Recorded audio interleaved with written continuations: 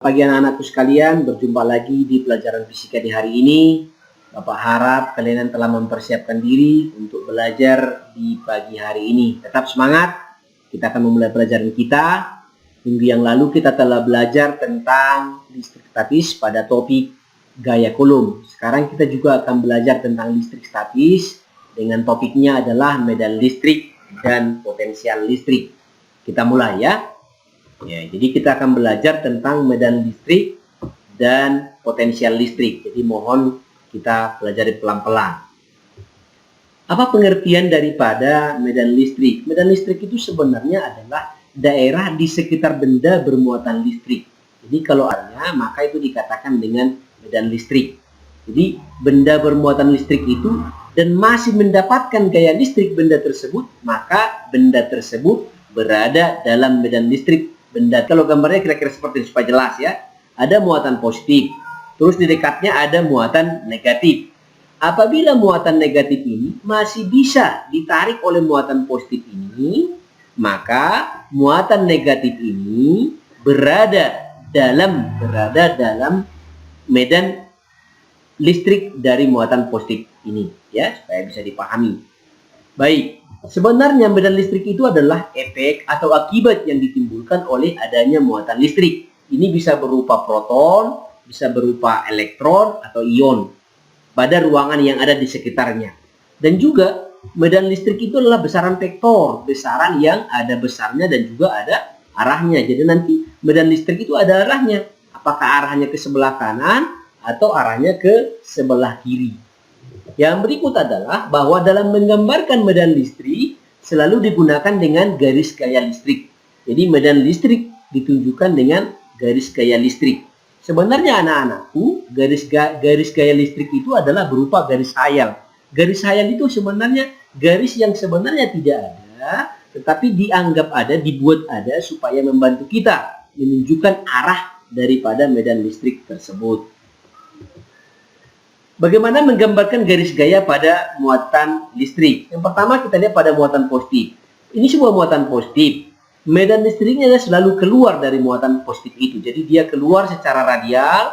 Ini keluar secara radial. Jadi dia kalau kita ibaratkan laki-laki dia martadang. Jadi dia selalu keluar. Menjumpai. Bukan dijumpai. Ya, muatan positif. Bagaimana kalau muatan negatif?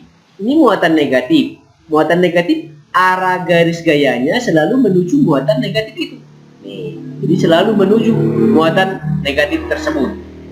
Jadi kalau ini keluar, ini adalah menuju muatan negatif tersebut.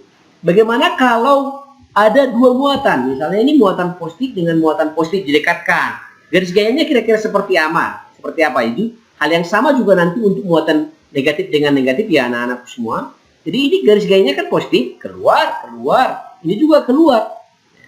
Tetapi karena dia sama-sama positif, seolah-olah terjadi garis gayanya ini tolak-menolak. Jadi ada ruang kosong di sekitar ini. Ya. Bagaimana kalau yang berlain jenis? Ini ada muatan positif, ini ada muatan negatif. Jadi dia keluar dari muatan positif masuk ke muatan negatif. Jadi gambarnya lebih bagus seperti ini ya. Jadi nampaknya lebih mudah kita pahami kalau dia berbeda jenis muatannya. Sekarang bagaimana menentukan besar kuat medan listrik akibat sebuah muatan TV? Kita perhatikan gambar berikut ini. Ada sebuah muatan, ini sebuah muatan, kemudian di dekatnya diletakkan sebuah muatan uji. Anak-anakku sekalian, yang dimasukkan dengan muatan uji adalah muatan yang medannya sangat kecil dibandingkan dengan muatan di sebelahnya. Jadi medannya ini sangat kecil dibandingkan dengan medannya ini. Sehingga ini boleh dikatakan medannya ini dapat diabaikan ya. Supaya dipahami apa yang dimasukkan dengan muatan uji. Jadi dapat dianggap dia tidak ada. Ya. Baik. Misalnya saya katakan di sini jaraknya adalah R. Jaraknya dia adalah R. Saya katakan ini titik A. Bagaimana gambar medan? Bagaimana gambar medan di titik A? Maka gambar medannya karena dia laki-laki, maka dia keluar. Jadi medan di sini, sekarang saya katakan ini EA. Ini EA, arah medannya keluar. Ingat ini positif, jadi sehingga dia keluar. Ingat ini positif, keluar medannya. Bagaimana kalau yang negatif? Ini sebuah muatan negatif. Di sampingnya kita letakkan sebuah muatan uji. Terus jaraknya kita katakan di sini jaraknya adalah R. Ini. Nah, bagaimana gambar medan? Kalau saya katakan ini titik ini adalah titik A. Ini titik A. Titik ini. Maka kalau titik ini titik A, gambar medannya adalah dia menuju muatan negatif itu. Sehingga ini EA. Gitu ya. Sehingga kalau kita rumuskan dari yang dua ini, maka kita dapatkan bahwa besar medan E itu sama dengan besar gaya dibagi besar muatan. E itu sama dengan kuat medan listrik, satuannya newton per coulomb. F sama dengan gaya coulomb, satuannya di sini dibuat F. Padahal sebenarnya satuannya ini adalah newton. Ya. Jadi satuannya newton, ini salah ya anak-anakku. Jadi satuannya salah. Hingga Q-nya adalah muatan listrik benda dengan satuan coulomb. Ya, kalau kita jabarkan kira-kira seperti ini. E sama dengan F dibagi Q. Kita kan sudah mempelajari bahwa F itu kan sama dengan apa? F itu kan sama dengan K dikali Q per R kuadrat. Ya. Kalau kita masukkan rumus ini ke persamaan ini, maka kita dapatkan bahwa E sama dengan K dikali Q per R kuadrat dibagi Q. Maka kita dapatkan bahwa E sama dengan, ini kan Q habis satu dengan Q yang di atas. Maka K dikali Q per R kuadrat. Inilah rumus mencari medan. Jadi kalau kita bedakan antara rumusnya F dengan rumusnya E, bedanya di mana? Bedanya kalau di sini Q-nya 2, di pada rumus medan Q-nya cuma 1, ya.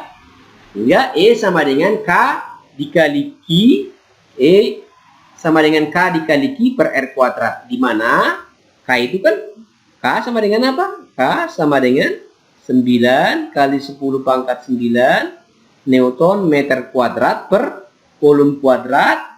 Sedangkan Q dengan apa? Muatan listrik.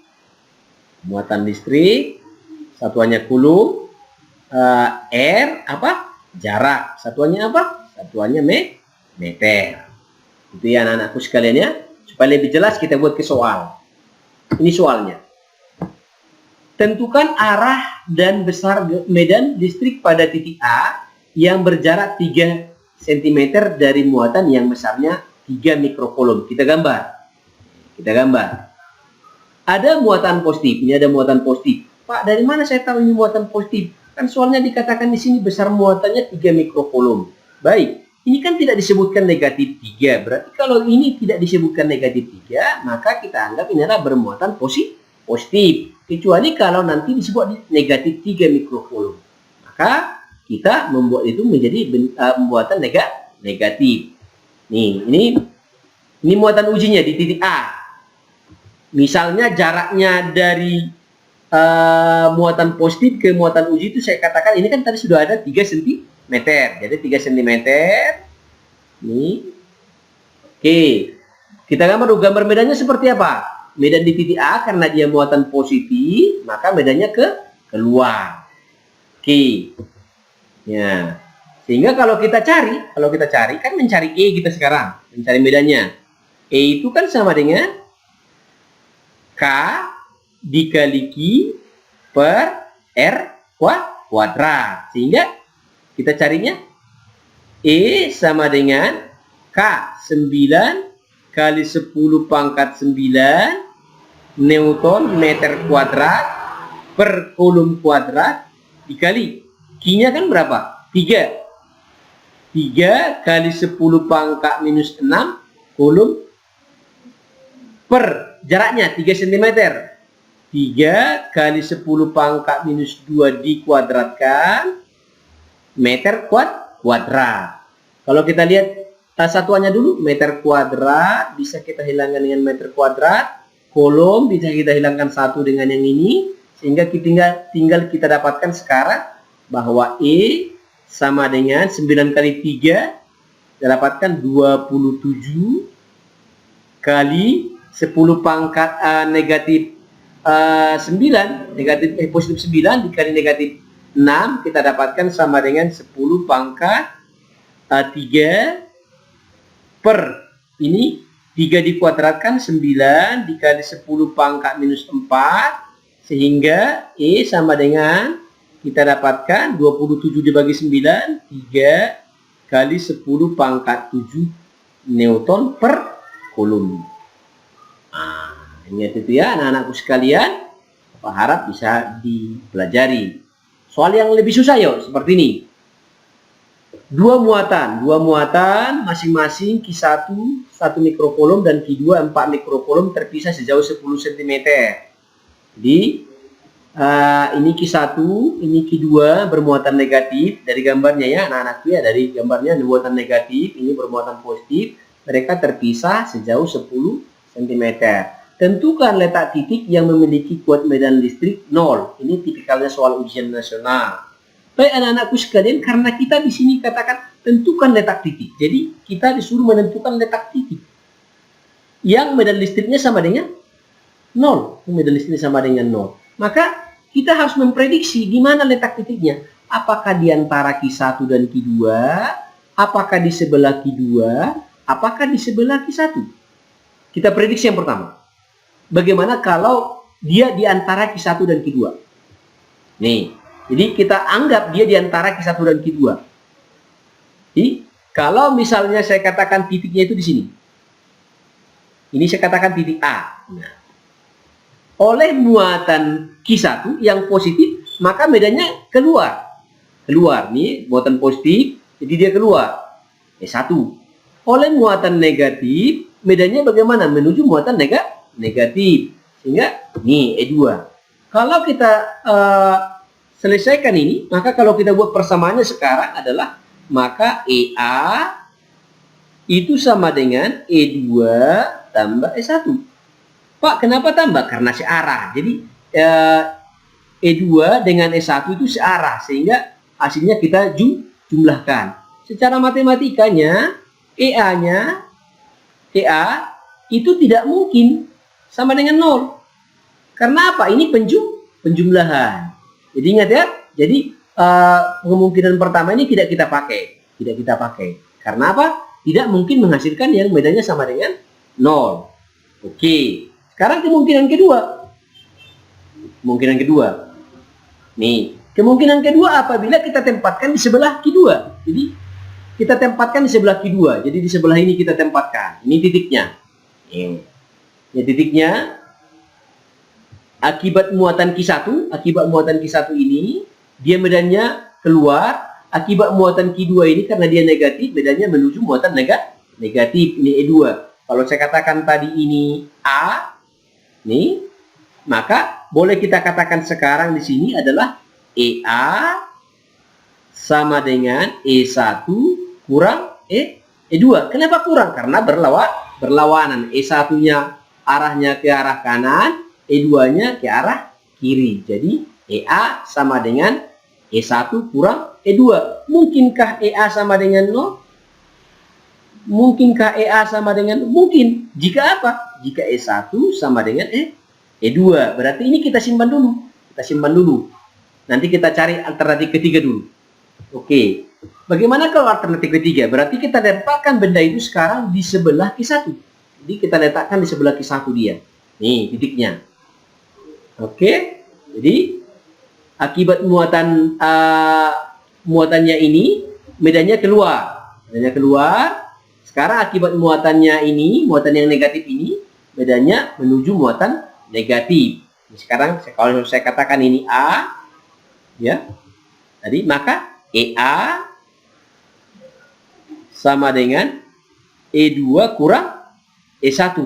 Mungkinkah EA sama dengan 0? Mungkin. Jika E2 sama dengan E1.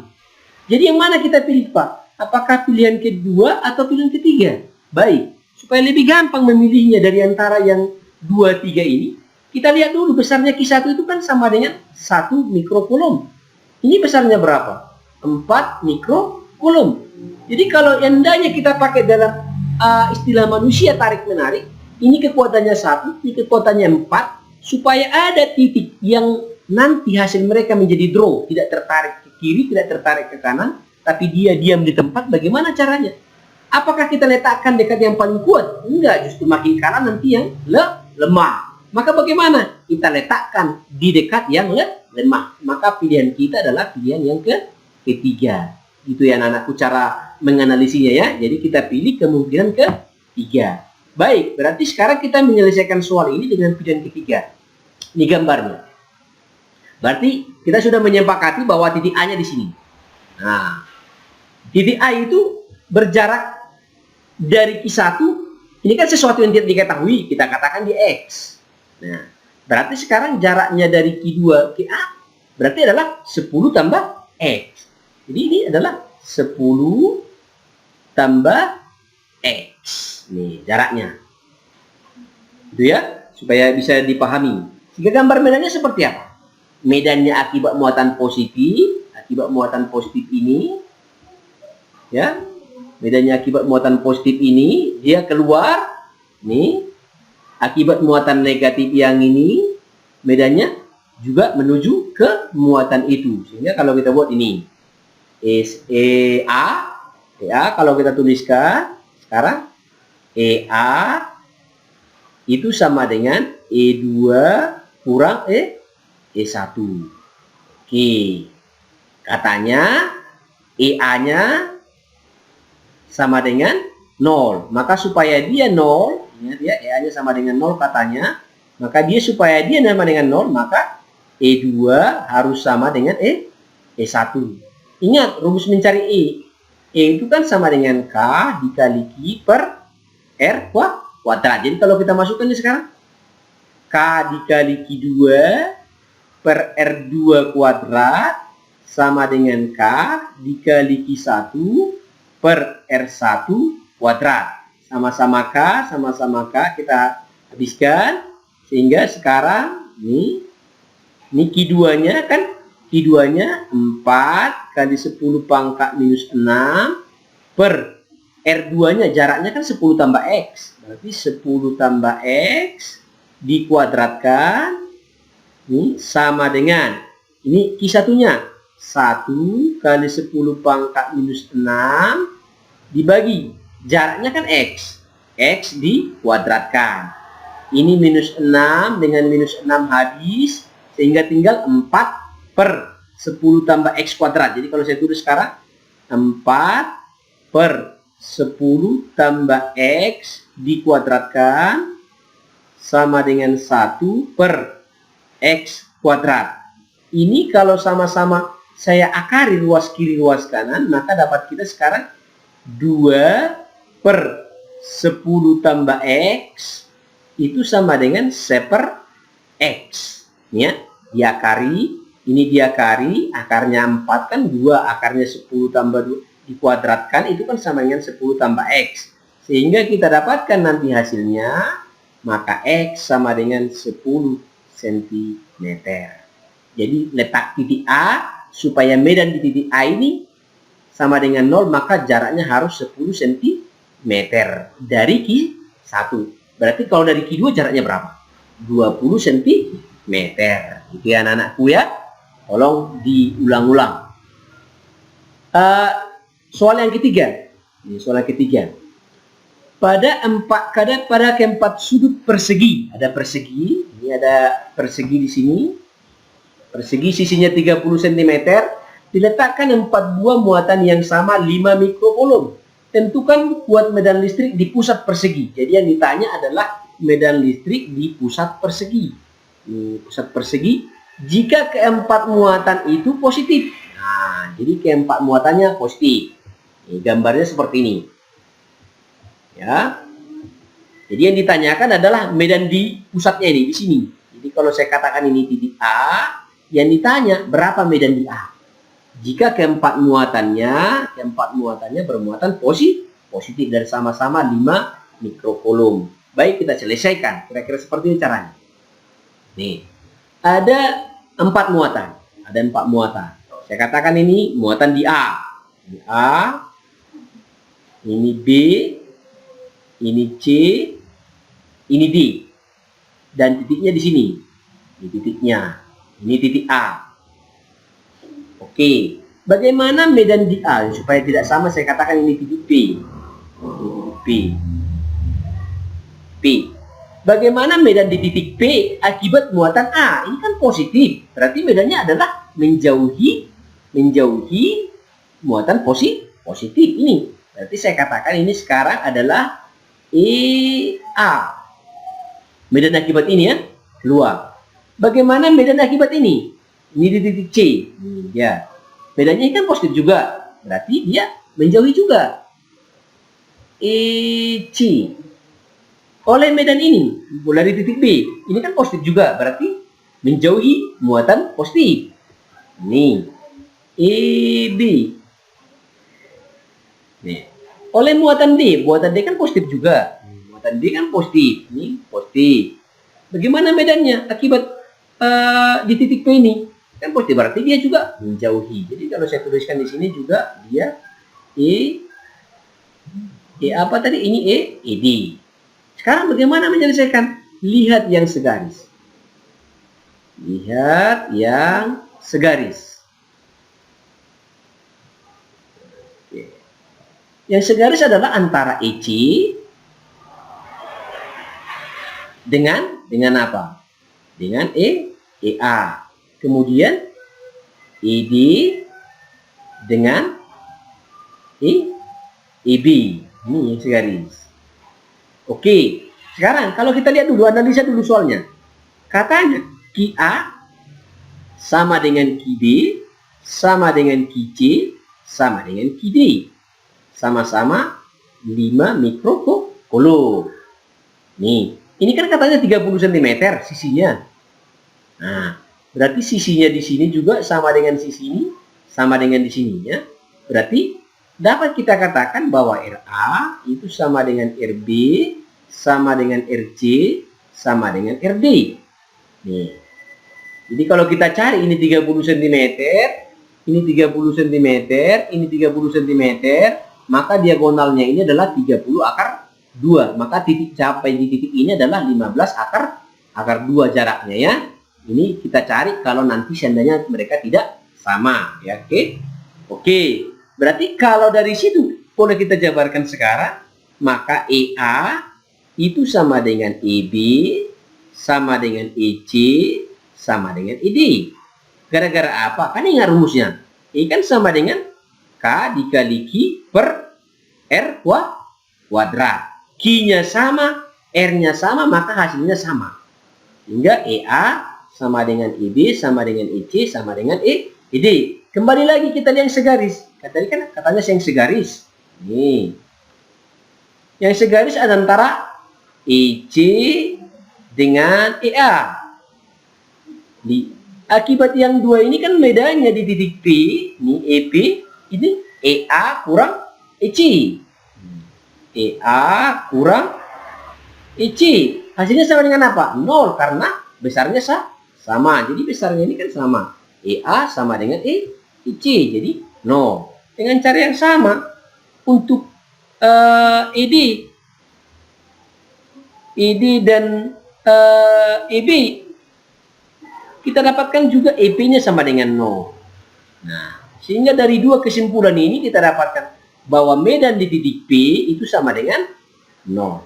Ya, anak-anakku ya. Jadi mohon dipelajari. Yang berikut kita belajar tentang potensial listrik.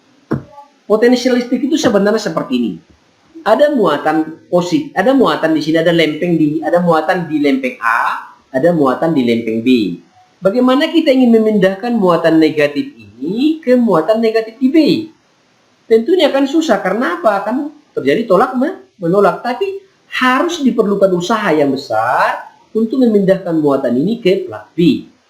Besarnya usaha yang kita lakukan itulah yang disebutkan dengan potensial listriknya ya. Usaha yang dilakukan memindahkan muatan ini ke plat B disebutkan dengan potensial listrik. Ya, usaha yang diperlukan untuk memindahkan sebuah muatan dari jauh tak terhingga ke satu titik tertentu disebutkan potensial listrik. Ya, jangan lupa Baik, secara matematisnya seperti ini.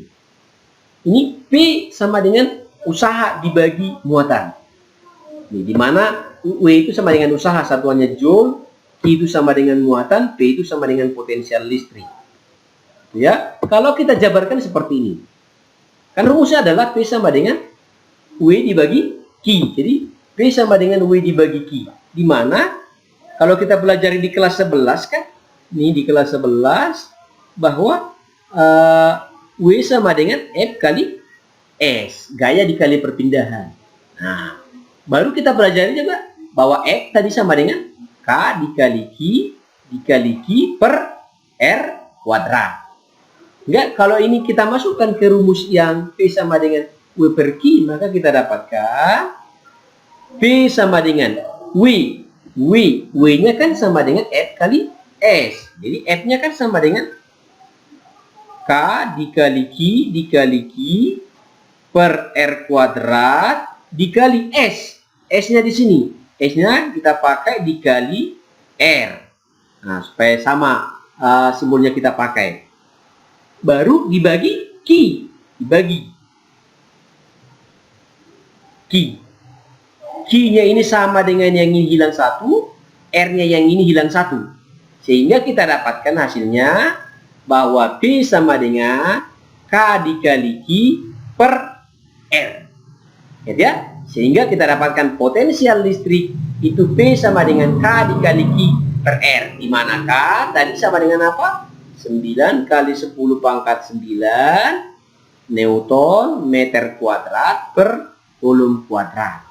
Q itu adalah besar muatan. Ini besar muatan, satuannya kulum, ya. Sedangkan R itu sama dengan jarak, satuannya meter. Jadi ingat ya anak-anakku sekalian ya, bahwa P sama dengan potensial listrik sama dengan K dikali Q per R. Kalau kita bikin ke soal seperti ini. Ada muatan positif.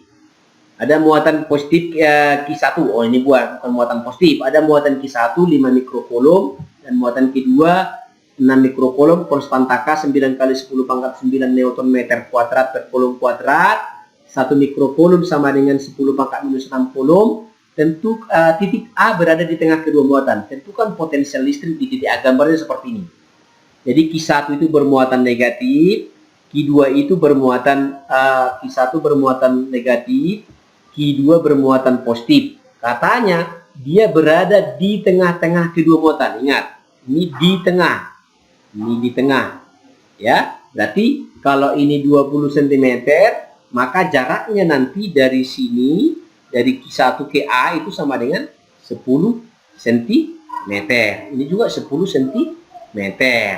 Ingat ya, hingga supaya lebih gampang kita pelajari. Kalau kita buat sekarang, berarti yang diketahui ini Q1-nya sama dengan negatif 5 kali 10 pangkat minus 60. Q2-nya sama dengan 6 kali 10 pangkat negatif 60. Terus R1-nya sama dengan 10 cm alias 0,1 meter. R2-nya sama dengan 0,1 ya, 0,1 meter juga. Ditanyakan sama kita, nih ditanya apa? Ditanyakan berapa potensial di A. Maka kita cari. Nah, dicari sama kita potensial di A sama dengan berapa? Cari satu-satu. Cari satu-satu. Potensial akibat muatan pertama bagaimana? Berarti K kali Q1 per R1 kuadrat. Kita cari potensial akibat kedua. Akibat muatan kedua. K kali Q2 per R2. R2 ya, nggak ada kuadratnya. Ini nggak ada kuadrat. R2. Kalau kita cari sekarang. P1 K 9 kali 10 pangkat 9. Satuannya nggak usah saya buat dulu. Kali Q1-nya kan negatif 5. Negatif 5 kali 10 pangkat minus 6. Ini negatif, saya tanda kurungkan. Per 0,1. Sehingga P1 sama dengan 9 kali negatif 5. Negatif 45. Ya. 10 pangkat 9 kali 10 pangkat negatif 6 berarti kali 10 pangkat 3 ini dibagi 0,1 berarti P1 nya sama dengan 45 tanda negatif kali 10 pangkat 4 ini satuannya sekarang menjadi volt. Oke, kita cari juga P2. P2 9 kali 10 pangkat 9 dikali Q2 nya kan 6 kali 10 pangkat negatif 6 per jaraknya kan 0,1. Dengan cara yang sama kita dapatkan P2 nya 9 kali 6 54 kali 10 pangkat 4 volt. Oke, sekarang PA nya bagaimana? Nah, berarti PA sama dengan P1 tambah P2. Sehingga kita dapatkan kalau kita jumlahkan berarti kita dapatkan 9 kali 10 pangkat 4 volt. Ya. Begitu cara mencarinya. Jadi anak-anakku sekalian, hari ini ada 3 yang kita pelajari secara rumusnya ya. Yang kita pelajari muatan, potensial listrik, ada medan listrik dan gaya Coulomb. Tolong anak-anakku dipelajari dan diulang-ulang. Jika ada pertanyaan, ditanyakan. Terima kasih, Tuhan memberkati.